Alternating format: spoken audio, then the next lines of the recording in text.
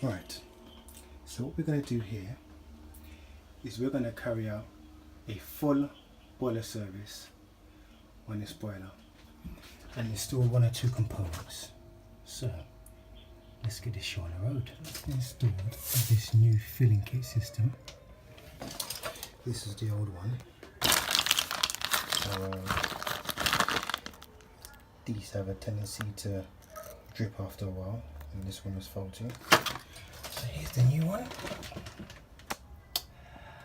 So that was one part, one of the service parts I've installed. So on to the next phase. Okay, so you probably notice there's a few things missing now. So this is where we need to get into. Here. So I need to remove all of these and do some cleaning. And a few other components I took out. So this will get renewed. Got a new one of these ready.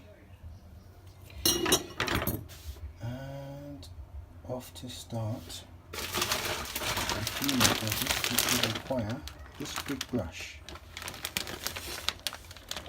So let's start that procedure now. Ever wondered what's inside these boilers?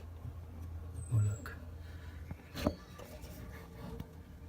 Inside here is where the burning takes place.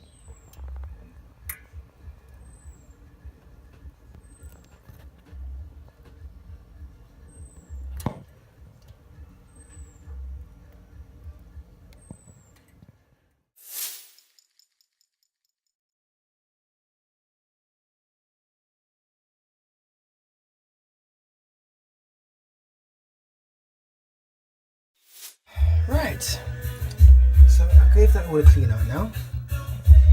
Just reinserted all of the components back into the heat exchanger.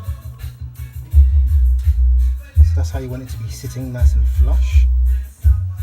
Now to install the new electrode assembly. Alright, so here's what the new one ought to look like.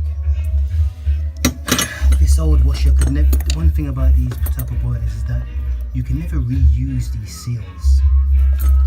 You always will need to replace them, you see. So I've got a nice new thick one here, and I shall be installing that right here. So 1 moment, and I'll show you what it looks like when this is in. It's been tightened up. This is yet to go in here. How do you remember every component? Yeah!